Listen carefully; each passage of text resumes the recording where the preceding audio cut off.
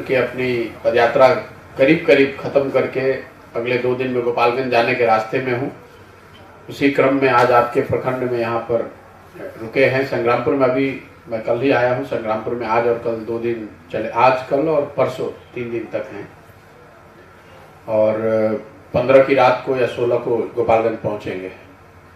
चंपारण, दोनों चंपारण और शिवहर जिला मैंने अपनी पदयात्रा पूरी कर ली। जो बातें देखी समझी वो संक्षिप्त में हम लोग हर जगह प्रखंड के स्तर पर पत्रकारों बंधुओं से साझा करते ही हैं। मोटे तौर पे बिहार के लोगों की जो सबसे बड़ी समस्याओं में जो बात देखने को मिली वो बेरोजगारी और पलायन। वो बिहार के लिए कम से कम इन तीनों जिलों में तो मुझे दिखा कि सबसे बड़ी समस्या के तौर पर लोगों ने बताया। इसकी जानकारी लोगों को पटना में बैठकर भी है, इसके लिए पैदल जाने की कोई ज़रूरत नहीं है। लेकिन जब आप गांव देहात में जाते हैं, इतनी लंबा समय आप लोगों के साथ बिताते हैं, तो आपको इसकी सामाजिक, आर्थिक और अन्य पहलुओं की जानकारी, इसकी विकरालता का अनुभव होता है कि ये कितनी बड़ी समस्या है। ज़्यादातर गाँव में हम लोग के अनुमान से 50 से 60% जो कामकाज करने के एज में लड़के हैं, नवयुवक हैं, वो कहीं ना कहीं बाहर जाकर मजदूरी कर रहे हैं। और जिन प्रखंडों में या जिन पंचायतों में बाढ़ की या कटाव की समस्या है, वहाँ पर इस तरह के पलायन की समस्या और ज़्यादा है। दूसरी बड़ी जो समस्या है वो किसानों की है। खेती किसानी करने वाले लोगों की हालत ज़्यादातर ऐसी ही है यहाँ पर कि वो अपना उससे जीवन चला सकते हैं, उससे किसी तरह की तरक्की या समृद्धि की सोच न है, न वो संभव है। तात्कालिक जो समस्या है, लोग बताते हैं खाद बीज का न उपलब्ध होना, यूरिया की कालाबाजारी होना, ये बात तो आप लोग को रोज़ खुद सुनने को मिलती होगी।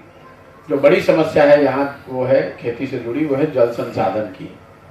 या तो खेतों में सिंचाई का साधन नहीं है, या जहाँ पानी है वहाँ बाढ़ की समस्या है। आधे से ज़्यादा जो जमीन है, खेती युक्त जमीन है, उसमें बाढ़ की समस्या है। और जहाँ पर बाढ़ नहीं आता है वहाँ पर नहरों से पानी की कोई व्यवस्था नहीं है। चंपारण के दोनों जिलों में, पूर्वी और पश्चिम चंपारण में, नहरों के विषय में एक जो बात देखने समझने को मिली कि यहाँ पर पहले, आज से 10 साल, 15 साल, 20 साल पहले नहरों की व्यवस्था आज के मुकाबले बेहतर थी। बहुत बड़े भूभाग में ऐसा देखने को मिला कि नहर पहले था, लेकिन रख रखाव के अभाव में अब वो नहर बंद पड़ गए हैं या वो सिंचाई के लिए उपयुक्त नहीं है। और ये चंपारण में ही नहीं है, अगर बिहार का आंकड़ा मैंने देखा तो पिछले 10 साल में 11% एस्योर्ड इरिगेशन वाली जमीन आज एस्योर्ड, वहाँ इरिगेशन की सुविधा बंद हो गई है। वही कहीं ना कहीं चंपारण में भी दिख रहा है। बाढ़ और कटाव की जो समस्या है दोनों चंपारण में और शिवहर में भी, क्योंकि ये नेपाल से लगता हुआ सीमावर्ती एरिया है, बड़ी नदियां जो नेपाल से आती हैं, और बड़ी नदियों की चर्चा तो हर जगह होती है, लेकिन यहाँ बहुत सारी छोटी छोटी नदियां हैं जो नेपाल से आती हैं। 2-3 दिन पानी आया नेपाल से, बाढ़ आ गया, तहस नहस हो गया सब कुछ। और चूंकि प्रशासन उसको बाढ़ के तौर पर देखता भी नहीं है। बाढ़ की जो यहाँ सरकार की परिभाषा है कि कम से कम 3 दिन तक पानी जमा होना चाहिए। तो कई जगहों पर, कई पंचायतों में जो नेपाल से लगते हुए एरिया है, वहाँ लोग ऐसी बात लोगों ने बताई कि बाढ़ आता है, एक दिन पानी आया, सब कुछ तहस नहस हो गया, तो उनको उसकी जो परेशानी है वो तो झेलनी पड़ती है, लेकिन बाढ़ के लिए जो कुछ भी फौरी राहत मिलनी चाहिए वो भी नहीं मिलती है। किसानों की जो दूसरी बड़ी समस्या है, यहाँ पे लैंड होल्डिंग बहुत छोटी है। 91% बिहार में किसान ऐसे हैं जो 1 हेक्टेयर से कम में खेती करते हैं। देश में ये औसत जो है वो करीब 70% है। तो बहुत छोटे किसान हैं, सबसिस्टेंस फार्मिंग है, मतलब जीने खाने के लिए लोग खेती करते हैं ज़्यादातर लोग। तो उनके पास उन खेतों में कुछ बेहतर करने का कुछ ऐसा उपाय है नहीं, पूंजी है नहीं। और उससे बड़ी जो समस्या है, अगर किसी भी तरह से किसान पानी की व्यवस्था न होने के बावजूद, बाढ़ के बावजूद, बीज खाद के कालाबाजारी के बाद भी अगर कुछ पैदा कर भी ले, तो जो सबसे बड़ी समस्या है वो है उपज का, फसल का दाम न मिल पाना। जब हम लोग पिछले 2-2.5 महीने से 3 महीने से चल रहे हैं, तो इसी दौरान गन्ना कटा है, इसी दौरान धान की कटाई हुई है।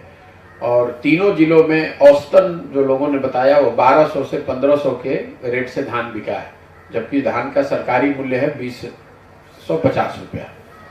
तो ये दिखाता है कि किसानों को एक तो सारी परेशानी लागत के साइड में है, उससे भी बड़ी परेशानी है कि जो पैदा करते हैं उसका उनको दाम नहीं मिलता है।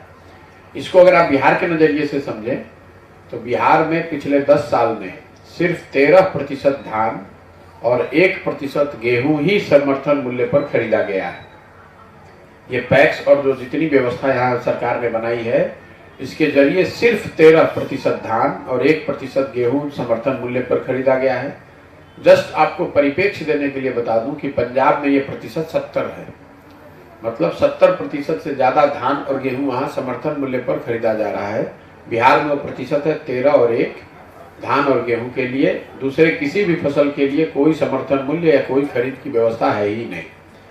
इन दोनों चंपारण के इन दोनों जिलों में गन्ने की बड़ी खेती होती है, चूँकि पारंपरिक तौर पे यहाँ चीनी मिल का जाल रहा है। ज़्यादातर चीनी मिल बंद हो गए हैं, तो जो चीनी मिल हैं वो अपना मनमाना, उनकी मनमानी है।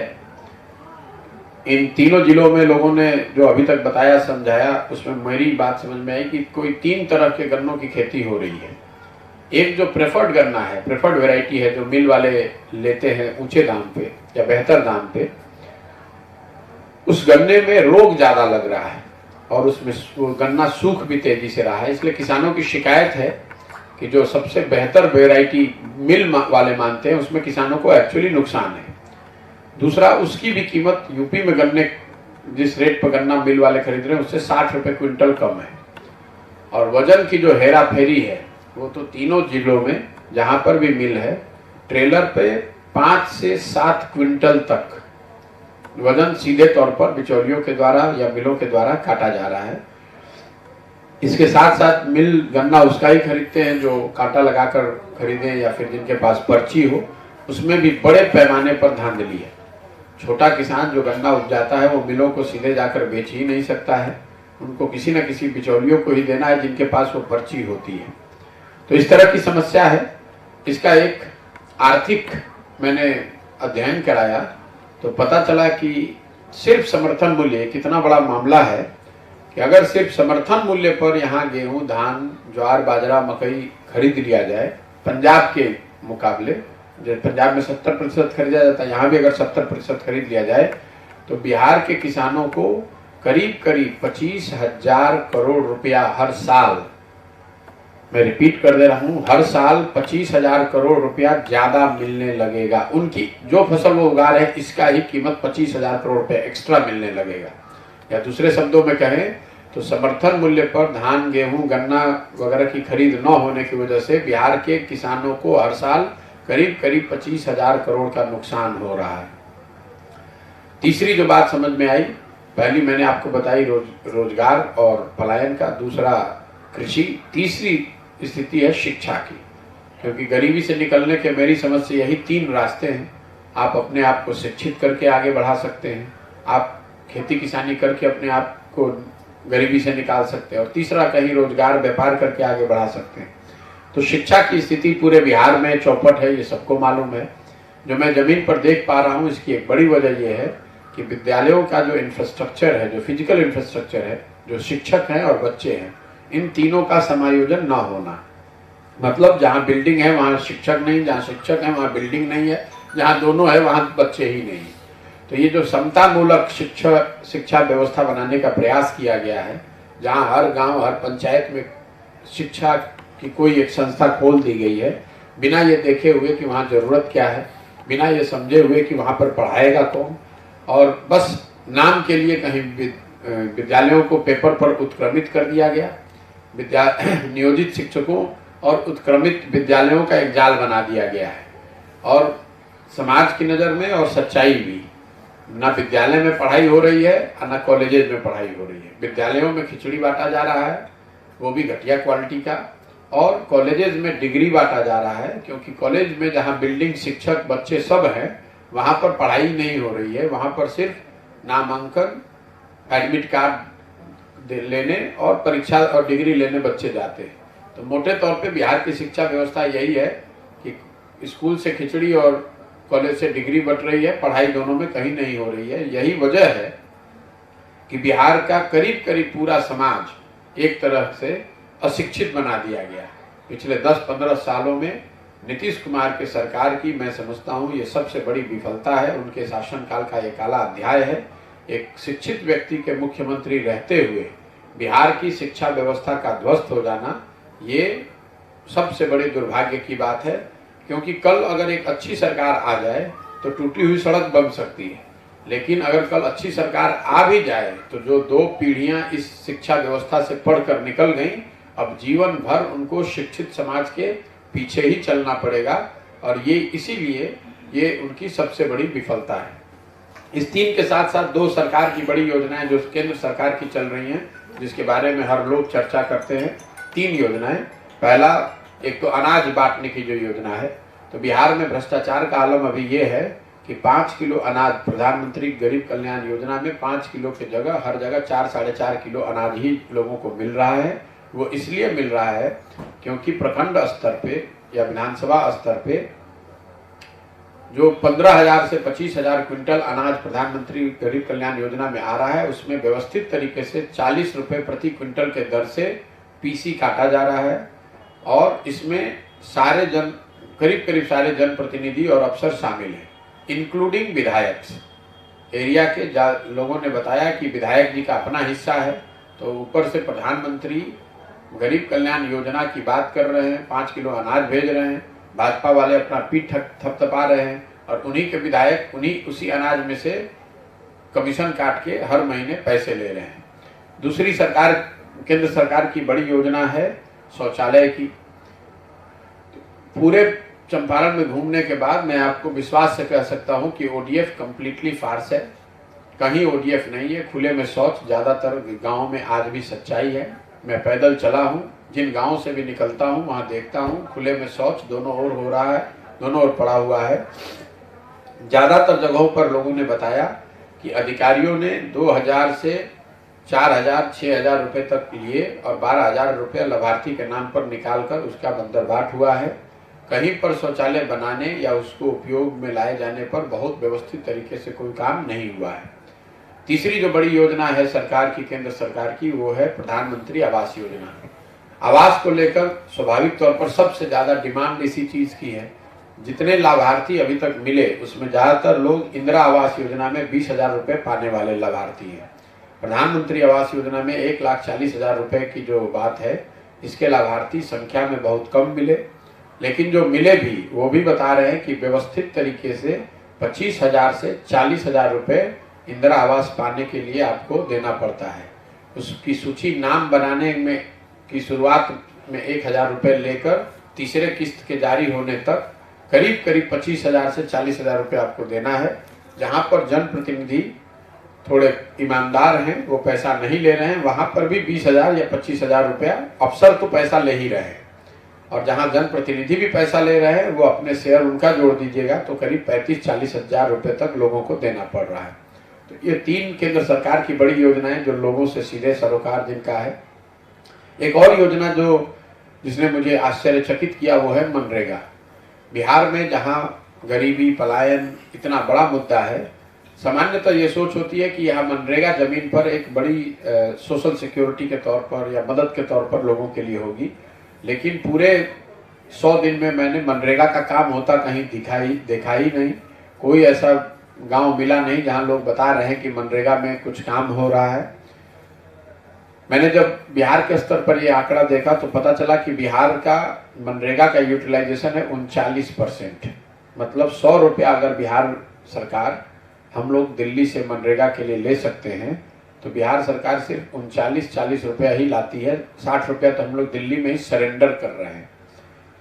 और मनरेगा के मामले में आपके जिले पूर्वी चंपारण का यूटिलाइजेशन है 33%, 33%, वो भी बिहार में करीब करीब सबसे नीचे। ये उन राज्य और उन जिलों की हालत है जहां लोग 10,000 रुपये की मजदूरी के लिए अपना घर परिवार छोड़कर बाहर भागने को मजबूर हैं। वहाँ सरकार की असंवेदनशीलता इतनी है कि मनरेगा का 60% पैसा दिल्ली में ही छोड़ दिया जा रहा है। जो पैसा यहाँ आ रहा है उसमें लोग बताते हैं मनरेगा में 40% पीसी कटता है।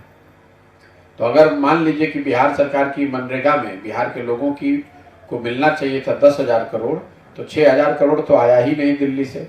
4,000 करोड़ जो आया उसमें 40% पीसी कट गया, तो इफेक्टिवली 2,400-2,500 करोड़ रुपया मिला, जबकि बिहार के लोगों को मिलना चाहिए था 10,000 करोड़ से ज्यादा पैसा। यही वजह है कि मनरेगा को करीब करीब लोग भूल ही गए हैं नीचे एक इफेक्टिव स्कीम की तरह, जिससे कि गरीबों को मजदूरी रोजगार के लिए कुछ सहायता मिल सकती थी।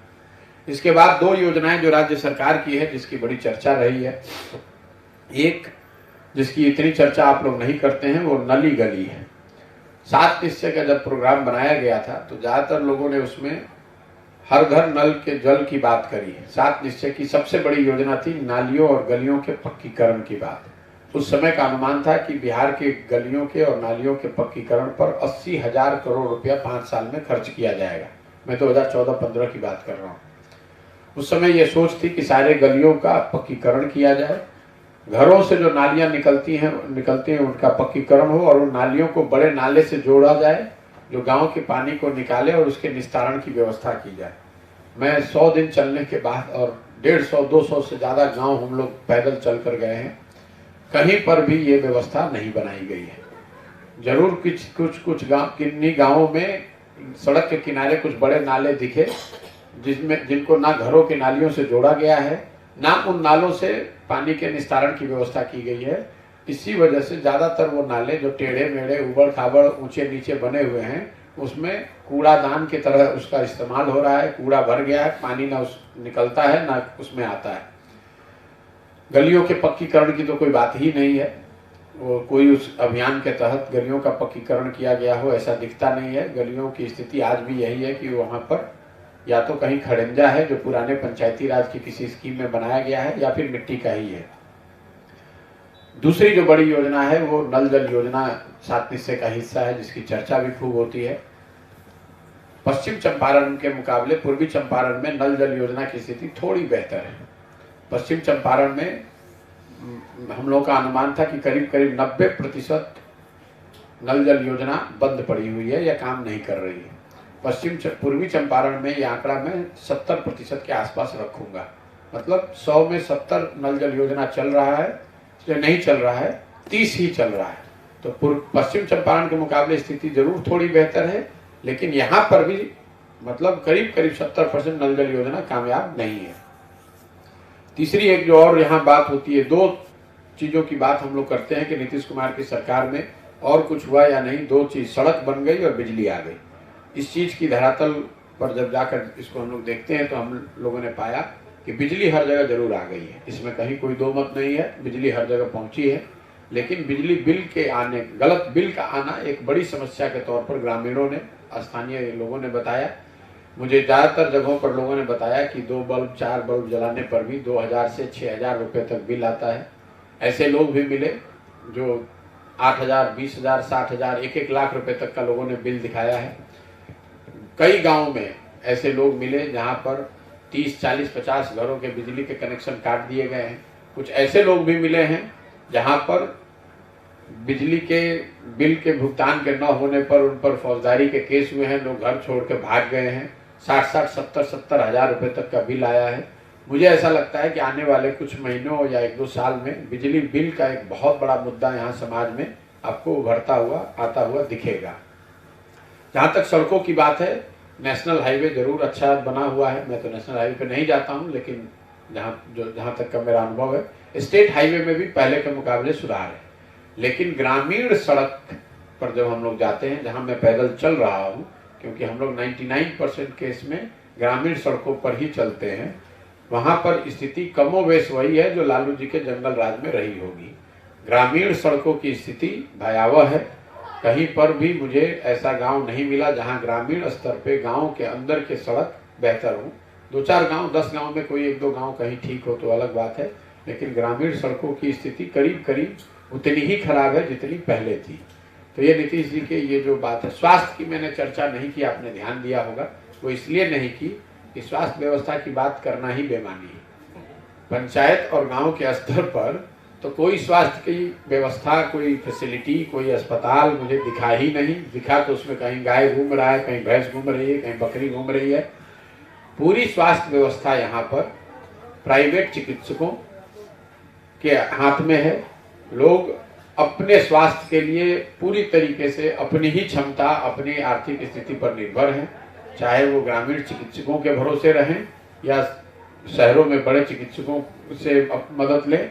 लेकिन सरकारी व्यवस्था मुझे देखने को अभी तक नहीं मिली। ये जरूर संभव है कि मैं चूंकि अनुमंडल और जिला अस्पतालों में नहीं गया हूं तो मैं उस पर टिप्पणी नहीं कर सकता हूं, लेकिन गांव में, बड़े गांव में, पंचायतों में, और मैं करीब करीब सारे बड़े गांव में गया हूं। ऐसे गांव जहां 5,000 या 8,000, 10,000 जहां की आबादी है, वहां पर कहीं पर कोई व्यवस्था है ही नहीं। तो माननीय स्वास्थ्य मंत्री इस जो राज्य के पहले थे, मंगल पांडे जी, करीब 5 बरस रहे, और अभी के स्वास्थ्य मंत्री जिनको बिहार का मुख्यमंत्री बनने की बात जिनके चल रही है, उनके लिए मुझे लगता है कि एक बड़ी चुनौती है बिहार के जनता को देखने की कि अगले 2-3 साल में बिहार की स्वास्थ्य व्यवस्था को, ध्वस्त हो गई स्वास्थ्य व्यवस्था को कैसे बेहतर बनाते हैं। तो मोटे तौर पे यही स्थिति है। लोगों के मन में जो सबसे ज़्यादा 100 दिन में जो शब्द सुने गए, मेरे कान में पहुंचे, वो है अफसरशाही, भ्रष्टाचार और पीसी। मतलब अफसरशाही का कहर कि इस पूरे सरकार को, पूरी व्यवस्था को अफसर चला रहे हैं। सरकार से जुड़ा हुआ कोई काम बिना पैसे, बिना घूस के नहीं हो सकता है। और तीसरा, कोई भी सरकारी योजना ऐसी नहीं है जिसमें व्यवस्थित तरीके से लोग मिलकर पीसी, जो दलाली का नया नाम है, नहीं काटा जा रहा है। तो मैं 3 शब्दों में, जनता की नज़र में ये सरकार की पहचान अफसरशाही की है, भ्रष्टाचार की है और व्यवस्थित तरीके से काटे जाने वाले पीसी की है। ओवरऑल लोगों के मन में सरकार को लेकर उदासीनता या गुस्सा है। कहीं पर मुझे ऐसे लोग नहीं मिले जो ये बताएं कि भैया ये सरकार चल रही, देखिए आगे क्या करते हैं। लोग ये भी नहीं कह रहे हैं। लोगों ने एक तरह से मान लिया है कि इस सरकार से तो अब कुछ नहीं होने वाला है, आगे जो भी हो। जो लोग ये मान रहे हैं कि इस सरकार से कुछ नहीं होने वाला है, उनमें ज़्यादातर लोग या तो उदासीन हैं या उसमें एक बड़ा वर्ग ऐसा भी है जिनके मन में इस सरकार को लेकर बड़ा गुस्सा भी है। यही मेरी अभी तक की समझ बनी है। बाकी आपके जो सवाल हैं वो आप कर सकते हैं। सर, एक मामला है चंपारण जी से, पूर्वी चंपारण गन्ना के क्षेत्र में बहुत जगह और मोतिहारी चीनी मिल पर प्रधानमंत्री जी मोदी जी जब पहली बार आए थे 14 में, तो उन्होंने कहा था कि मैं इसी चीनी मिल के बने चीनी से चाय पीऊंगा, और दूसरी बार तो नहीं आए और चालू भी नहीं हुआ। बहुत बड़ी समस्या है साहब। चीनी मिलों का बंद होना सिर्फ मोतिहारी चीनी मिल का नहीं, जैसे आपको तो चंपारण के निवासी हैं, तो यहाँ 10 से ज़्यादा चीनी मिलें जो पहले चलती थी वो आज बंद है। जहाँ जिस मिल की आप चर्चा कर रहे हैं, प्रधानमंत्री जी के बयान का हवाला दे रहे हैं कि मैं मोतिहारी चीनी मिल के बने हुए चीनी से चाय पीकर ही वापस लौटूंगा। वो तो आए नहीं, प्रधानमंत्री हो गए, बहुत बड़े हो गए, तो शायद उनको फुर्सत भी न हो। लेकिन उस चीनी मिल की उससे बड़ी सच्चाई ये है कि मिल तो बंद है ही, उन्हीं के पार्टी के नेताओं ने उस मिल के जमीन का खुलेआम बंदरबाट किया है और कई बीघे जमीन लोगों ने अपने और अपने रिश्तेदारों के नाम पर खरीदा है। और मैं अभी 2 दिन पहले ही उस मिल के उसी रास्ते से पैदल चलकर आया हूँ।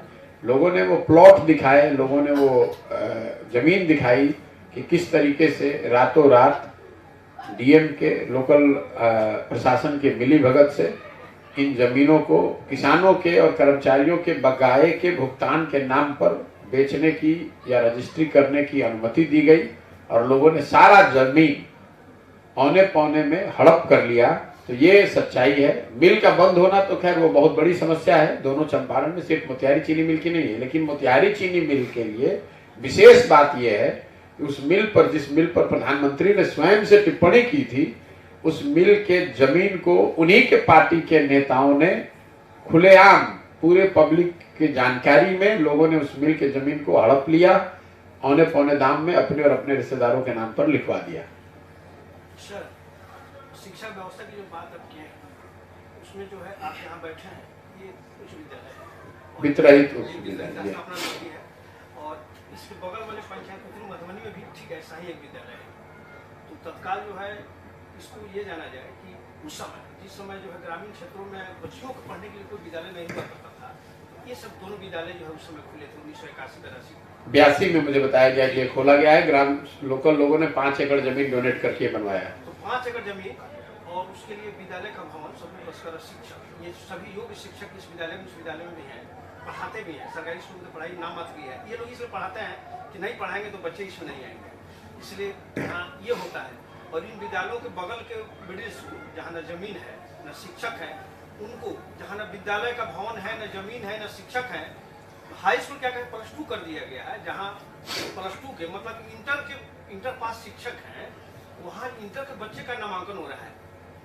देखिए, पूरी शिक्षा व्यवस्था ध्वस्त है, ये तो कहने की कोई बात ही नहीं। अब ये आकलन और बहस का मुद्दा नहीं है, तो पूरे समाज ने, पूरे बिहार सरकार ने, बिहार के लोगों ने मान लिया है कि शिक्षा व्यवस्था ध्वस्त हो गई है। स्कूली शिक्षा तो पेपर पर उत्क्रमित विद्यालयों और नियोजित शिक्षकों का जाल है। बस सारे विद्यालयों को पेपर पर आपने प्राथमिक को मध्य, मध्य को उच्च, उच्च को +2 बना दिया और पूरे जो शिक्षक हैं, नियमित शिक्षकों को धीरे धीरे रिटायर होने दिया गया, नए शिक्षक आए नहीं। तो इफेक्टिवली जो शिक्षा मित्र शिक्षा व्यवस्था में एक एडिशनल फोर्स के तौर पर लाए गए थे, वही आज बिहार की पूरी शिक्षा व्यवस्था को चला रहे हैं। तो स्वाभाविक तौर पर वो स्थिति खराब होगी। जहां तक आपने वित्त रहित विद्यालयों की बात की, तो वित्त रहित जितने भी विद्यालय हैं, मैं बिहार में, पूरे बिहार में पैदल चलने से पहले भी घूमता रहा हूं, इसको तो एक, मैं ये कहूंगा कि सुनियोजित षड्यंत्र के तहत, सोची समझी राजनीति के तहत इन विद्यालयों को, मैं ऐसा नहीं कहता हूं कि इन विद्यालयों में कुछ गलती नहीं रही होगी, संभव है कि इनके प्रबंधकों में, शिक्षकों में, व्यवस्था में कमी रही होगी, लेकिन इसको बेहतर बनाने के बजाय सरकार ने सामाजिक राजनीतिक कारणों से इन विद्यालयों को, इन विद्यालयों से जुड़े हुए लोगों को, इन विद्यालयों से जुड़े हुई भावनाओं को क्रश कर दिया, बर्बाद कर दिया। और यही वजह है कि सारे जितने भी वित्त रहित संस्थाएं हैं बिहार में, उसका प्रारूप बेहतर किया जा सकता था, उसको और बेहतर तरीके से बनाया जा सकता था, लेकिन उसको पूरी तरीके से एक सुनियोजित साजिश के तहत खत्म किया गया है। जिस विद्यालय में हम लोग बैठ कर भी बात कर रहे हैं, ये भी उसी का हिस्सा है। और मैं हर ऐसे कई, जैसे आप वित्त रहित विद्यालयों का यही हाल है। आप पूरे चंपारण में बुनियादी विद्यालयों का हाल देख लीजिए, जिनको महात्मा गांधी, 1-2 को तो महात्मा गांधी ने स्वयं शुरू किया, बाद में उनके आह्वान पर उनकी विचारधारा से प्रभावित लोगों ने शुरू कराया। हर वैसे बुनियादी विद्यालय में 5 एकड़, 7 एकड़, 10-10 एकड़ तक जमीन है और वहां पर कुछ भी नहीं हो रहा है। सिर्फ फर्जी बच्चों के नामांकन करके उसके नाम पर खाना, साइकिल, किताब की पैसे का लूट हो रहा है। बुनियादी विद्यालय जो है वो सीधे RDD के अंदर में किया गया है। और मैं जितने बुनियादी विद्यालयों में गया हूँ, हर जगह कमोवेश वही स्थिति है। कहीं पढ़ाई नहीं हो रही है, कोई उसका देखने वाला माई बाप नहीं है, सिर्फ और सिर्फ लूट का अड्डा बना हुआ है और उन विद्यालयों को खंडहर में तब्दील कर दिया गया है। तो ये पूरी जो शिक्षा व्यवस्था है उसका ही एक छोटा हिस्सा है, लेकिन दुखद है क्योंकि ये बुनियादी विद्यालय हो या वित्त रहित शिक्षा की व्यवस्था हो, ये दोनों समाज के प्रबुद्ध लोगों ने या समाज के जागरूक लोगों ने अपना योगदान करके सही या गलत उसको बनाया था। सरकार के पास ये अवसर था कि इसको और बेहतर बनाती, इनको बेहतर बनाने के बजाय उन्होंने इसको बर्बाद कर दिया। नदी के कटाव सर, यहाँ गंडक नदी बहती है जो नेपाल से होकर के और पटना सोनपुर में जाकर के मिल जाती है। गंडक नदी में हर साल कटाव होता है, ये सभी जानते हैं। कटाव के नाम पर करोड़ों रुपए हर साल खर्च किए जाते हैं, जबकि यहाँ के स्थानीय लोग या दियारा विकास मंच के अध्यक्ष जी हैं, सचिव जी हैं, या उस क्षेत्र के जो भी आबादी वाले लोग हैं, हर साल सरकार से हम मांग करते हैं कि इसमें पायलट चैनल का निर्माण कराया जाए, जबकि चैनल बनाने में जितना रुपया खर्च होगा उससे ज्यादा रुपया कटाव को रोकने के लिए बांध मरम्मती में खर्च किया जाता है। अभी हाल ही में 3.25 करोड़ रुपये लगा करके वहाँ पर बैरिकेडिंग किया गया, और मात्र 3 दिन में वह पूरा बैरिकेटिंग बह गया। उसका हम लोगों ने खबर चलाया भी था कि जो बैरिकेटिंग किया गया उसमें भी घटिया सामग्री का प्रयोग किया गया, लेकिन उसके बाद भी इस पर कोई सुनवाई नहीं। 4 साल में 83 करोड़ रुपया हुई है। साहब आप लोग पत्रकार हैं तो आपकी जानकारी के लिए एक चीज बताना चाहता हूँ। बिहार में जाकर पता करेंगे, जल संसाधन एक डिपार्टमेंट है जिसके अंतर्गत ये सारा काम आता है। ये एकमात्र ऐसा डिपार्टमेंट है जो होम डिपार्टमेंट के अलावा जिसको कभी किसी रूलिंग पार्टी ने अलायंस पार्टनर को नहीं दिया है। अब मैं इन्हीं शब्दों को बोलूंगा और बाकी आपको छोड़ दूंगा। आप यहाँ कोई भी डिपार्टमेंट किसी को दे दीजिएगा, मैं अपनी उसकी वजह बता दे रहा हूँ। जल संसाधन जो डिपार्टमेंट है, लूट और चोरी तो यहाँ कई डिपार्टमेंट में है, लेकिन जल संसाधन में लूट का एक बड़ा अच्छा फायदा ये है कि उसमें आप लूटिए और अगले साल उसकी कोई जांच नहीं हो सकती है, उसको कोई पकड़ नहीं सकता है। कह दीजिए कि कटाव में, बाढ़ में वो बह के खत्म हो गया। महाराष्ट्र में, तेलंगाना में, जो साउथ के जो राज्य हैं जहाँ पर सूखा बहुत बड़ी प्रॉब्लम है, तो एक बहुत बड़े देश के पत्रकार हैं पी साईनाथ, उन्होंने एक किताब लिखी है, everyone loves good drought. Maharashtra के परिप्रेक्ष्य में किताब लिखी गई है कि हर साल लोग चाहते हैं कि सूखा आए, उसी से सबकी जिंदगी चलती है। उसी तरह बिहार में लोग चाहते हैं कि कटाव, बाढ़ की समस्या बनी रहे, क्योंकि इससे बढ़िया लूट का जरिया कुछ हो नहीं सकता है। पेपर पर ही सब कुछ बनना है, पेपर पर ही हर साल वो कट जाना है, और ये ऐसा लूट का जरिया है जिसको किसी भी जांच के तहत आप पकड़ नहीं सकते हैं। तो लूट तो पीडब्ल्यूडी में भी हो सकता है, भवन निर्माण में भी हो सकता है, दूसरे विभागों में भी हो सकता है, लेकिन कल हो तो उसकी जांच हो तो फिर भी पकड़ में आ जाएगा। जल संसाधन एक ऐसा डिपार्टमेंट है जिसमें जो लूटना है लूट लीजिए और बाढ़ के नाम पर उसको बहा दीजिए।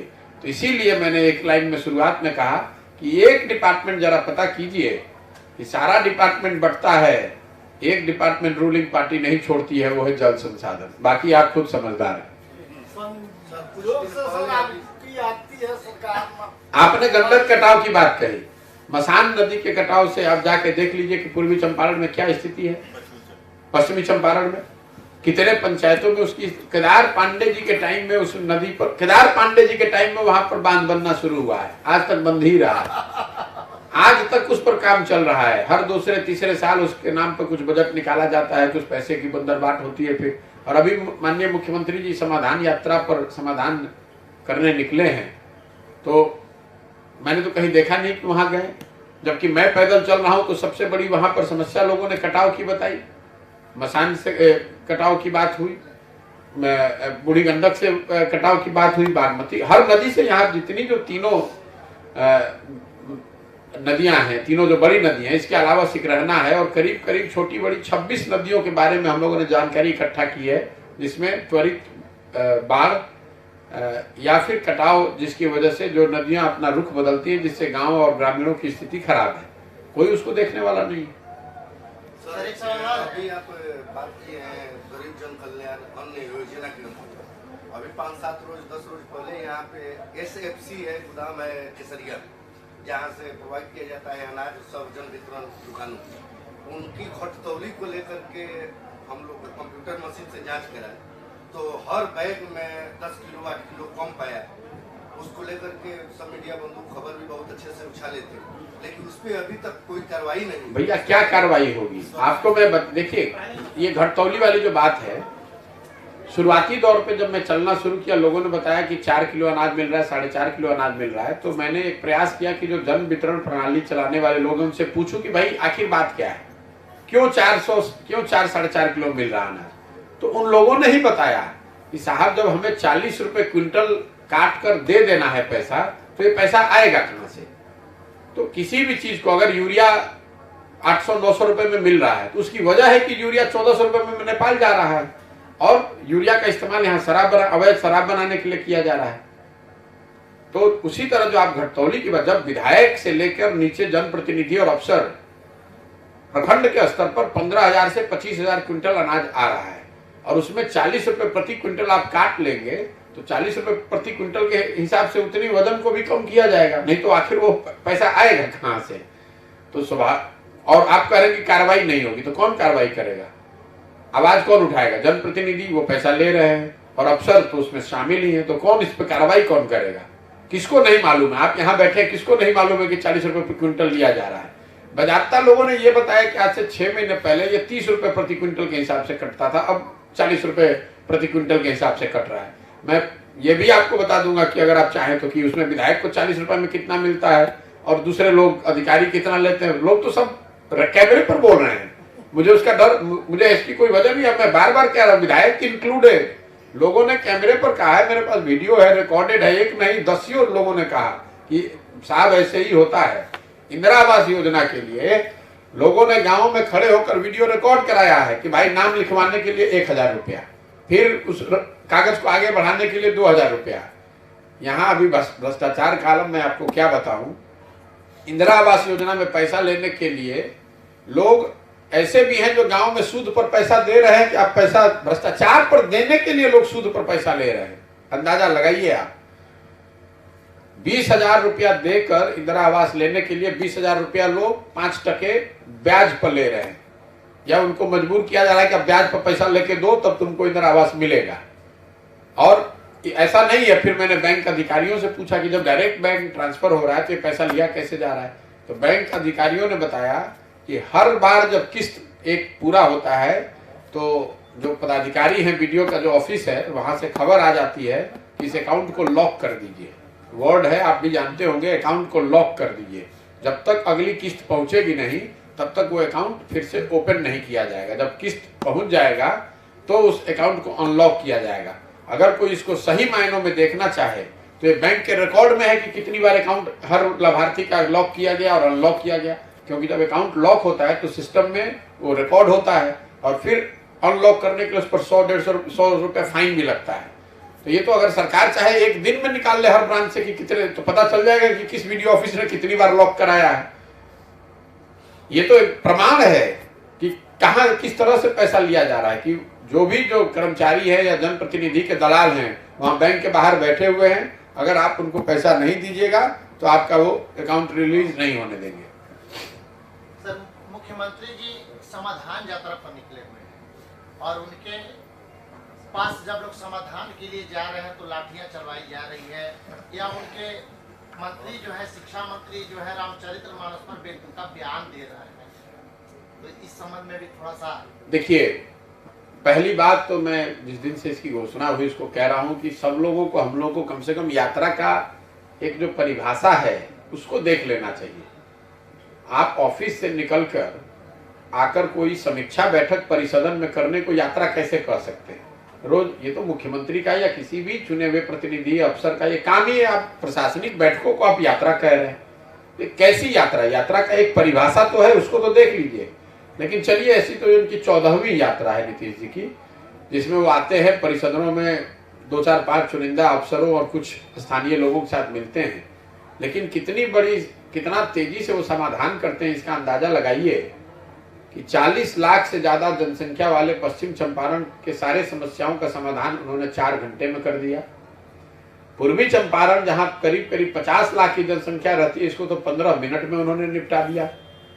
इस गति से विकास और समाधान किया है नीतीश कुमार ने कि आपको हमको हैरत में पड़ना चाहिए कि 15 मिनट में पूर्वी चंपारण की सारी समस्याओं का उन्होंने समाधान कर दिया। हम लोग ऐसे बेवकूफ है कि समाधान करना तो छोड़ दीजिए, जानने के लिए 100 दिन से पैदल चल रहे हैं, फिर भी नहीं समझ में आ रहा है। और नीतीश कुमार जी 15 मिनट रुके पूर्वी चंपारण में, सारा समस्या का समाधान कर दिए। मैंने शुरुआती दिनों में ही कहा है कि नीतीश कुमार जी की जो आज हालत है, उनकी ये स्थिति नहीं है कि वो समाज में जाकर कहीं पर भी जनता से मिल सके। सारे सुरक्षा के बावजूद मैं चुनौती देके कह रहा हूं कि अब अपने हिसाब से पंचायत नीतीश कुमार चुन लें और अपनी सारी सुरक्षा ले लें, उसके बावजूद एक पंचायत में पैदल चल के दिखा दें। आप देख रहे हैं कि जब ये समाधान यात्रा, ये 15 हवाई यात्रा जो हो रही है, इस यात्रा के दौरान भी कहीं काला झंडा कोई दिखा रहा है, कोई चप्पल चला रहा है, कोई कुर्सी फेंक रहा है, कोई धरने पर बैठ रहा है, कोई पोस्टर फाड़ रहा है, और ये घटनाएं आपको हर जगह दिखेंगी। मैं कह रहा हूं कि अगर आप में हिम्मत है, आपको भाग दीजिए, आपको पता चल जाएगा कि जनता क्या सोचती है आपके समाधान यात्रा के बारे में। हम लोग तो भाई पैदल चल रहे हैं, बिना किसी सुरक्षा के चल रहे हैं, बिना किसी काफिले के चल रहे हैं। अब चल के दिखा दें। सरकार के बाद सर यदि आपकी जो आप पत्रकारों के लिए क्या दिया हुआ है, पत्रकारों की दशा ये है बिहार में, जो पूरे बिहार की दुख दर्द को लिख सकते हैं अपना दुख दर्द छोड़ के। तो पत्रकारों की दशा बिहार में उन प्रबुद्ध लोगों की दशा है जो अपना दर्द नहीं लिख सकते। जो पंडित होते हैं ना, वो हाथ बाजते हैं, वो सबकी किस्मत देख सकते हैं, अपना नहीं पढ़ते हैं। वही हाल पत्रकारों की है। ऑन ए सीरियस नोट, पत्रकारों को जो व्यवस्था दूसरे राज्य सरकारों ने कर दी है, वो बेसिक व्यवस्था भी यहाँ पर सरकारों ने नहीं की है। जैसे आपको अगर लोन लेना हो तो आपके लिए शायद बैंकों में वो सुविधा नहीं है। अगर सरकार एज ए गारंटर हो जाए कि भाई कम से कम एक्रेडिटेड पत्रकारों को सरकार एज ए गारंटर हो जाए, तो पूरे बिहार में कितने लोग होंगे? 5000 लोगों को गारंटी देनी पड़ेगी। उनके लिए व्यवस्था बनाई जा सकती है। आपको इंश्योरेंस की व्यवस्था दी जा सकती है। आपके और आपके परिवार को इंश्योरेंस की व्यवस्था सरकार दे सकती है, ताकि चिकित्सा रिलेटेड सारी चीजों का भार कम हो जाए। वो सरकार उसका प्रीमियम दे सकती है या पत्रकारों के साथ मिलकर दे सकती है, आधा आधा कर सकती है। तो पत्रकारों के लिए काम करने के लिए कोई जिलों में जगह नहीं है। वो सब बातें तो है, लेकिन मुझे लगता है कि एक्सेस टू क्रेडिट, आपके पास घर बनाने के लिए, बच्चों को पढ़ाने के लिए, अपना अखबार यूट्यूब चलाने के लिए, अपने लिए रोजी रोजगार करने के लिए बैंक का जो क्रेडिट है वो आपके पहुंच से बाहर है। दूसरी बात कि जो स्वास्थ्य की एक बड़ी समस्या है, ज्यादातर जो पत्रकार हैं या उनके जो परिवार हैं उसके स्वास्थ्य की यहाँ स्वास्थ्य व्यवस्था है नहीं। तो कहीं कोई बीमार पड़ गया तो आप अपने भगवान भरोसे। तो कम से कम ये दो चीज, group health insurance that includes family, माता पिता इंक्लूडेड, और ये व्यवस्था है। हम लोग जहाँ काम करते हैं, हमारे साथ जो लड़के काम करते हैं, उनको ये व्यवस्था है कि वो नहीं, उनके साथ वो, उनकी पत्नी, बच्चे और माता पिता, ये इंश्योरेंस सरकार लेकर दे सकती है। कोई बहुत पैसा नहीं लगता, तो चेंज भी नहीं है, बहुत कम पैसा लगता है। तो दो चीज तो निश्चित होना चाहिए कि स्वास्थ्य को लेकर, और दूसरा कि बैंकों से आप अपनी क्षमता, अपने काम के लिए लोन ले पाए, घर बना सकें, गाड़ी खरीद सकें, यूट्यूब चला सकें, इसके लिए बैंकों से लोन मिले, इसके लिए सरकार कम से कम गारंटर के तौर पर हो सकती है। इसके अलावा दसियों और चीजें जो दूसरे राज्य सरकारों ने कर दिया है वो बिहार सरकार को करना चाहिए। लेकिन यहाँ पर तो जो लोग सरकार में है उनका बयान आपने सुना है कि पत्रकार वही सरकार के खिलाफ लिख रहा है जो शराब पीना चाहता है। तो इस तरह की धृष्टता दिखाने वाले लोग, और ये दुर्भाग्य है, जैसे हर क्षेत्र में बिहार की दुर्दशा है वैसे पत्रकारों की भी दुर्दशा है। टोल पे बिग टैक्स लग रहा है पत्रकारों को, लगेगा ही, लगेगा। सरकारी विद्यालय में सरकारी शिक्षक हैं, लेकिन उनके बच्चे उस विद्यालय में नहीं पढ़ते हैं, प्राइवेट में पढ़ते हैं। भैया वो कैसे, वो तो देखिए पढ़ तो कोई नहीं रहा है ना। ये कहिए कि उन विद्यालयों में शिक्षकों के बच्चों के नामांकन नहीं है, समाज के बच्चों का नामांकन है। पढ़ तो कोई नहीं रहा है, पढ़ कहाँ रहा है। हम तो 7 दिन चल रहे हैं पैदल। तो मैं देखता हूँ, स्कूल से गुजरता हूँ, किसी स्कूल में मुझे पढ़ाई, लड़के जब हमारे साथ दौड़ रहे हैं, हमारे मीटिंग में खड़े, तो मैं पूछता भी हूँ कि भाई आज बुधवार है, अभी 11 बज रहा है, 12 बज रहा है, आपके बच्चे यहाँ पर कैसे हैं? बगल में स्कूल है, कोई पढ़ाई नहीं रहा है। आप मास्टर साहब जाकर पूछेगा यहाँ कितने बच्चे हैं, कहता है 700। अब बच्चे हैं कितने, तो 20-25। तो समाज में देखिए, समाज ये बहुत बड़ी चुनौती है और ये दुखद बात है बिहार के लिए, क्योंकि बिहार जैसे गरीब राज्य में सरकारी स्कूलों की एक बड़ी भूमिका थी परिवारों को गरीबी से निकालने का। हम लोग सरकारी स्कूल में पढ़े हैं, बिहार के सरकारी स्कूल में मैं पढ़ा हुआ हूँ। पहले जिले में 4-5 ऐसे स्कूल, 10 स्कूल होते थे जहाँ पढ़कर आप साइंस कॉलेज पहुंच गए, पटना कॉलेज पहुंच गए, MS कॉलेज पहुंच गए, लंगट कॉलेज पहुंच गए, CM साइंस कॉलेज पहुंच गए, तो आप अपनी जिंदगी सुधार सकते थे। ये पिछले 15-20 साल में जो व्यवस्था थी उसको पूरी तरीके से बर्बाद कर दिया, और कोई देखने वाला नहीं है, समाज को उसकी चिंता नहीं है, ना सरकार में तो खैर बात ही मत कीजिए। और ये तब है जब हर साल 30 से 40 हजार करोड़ रुपया खर्च किया जा रहा है सिर्फ शिक्षा पर।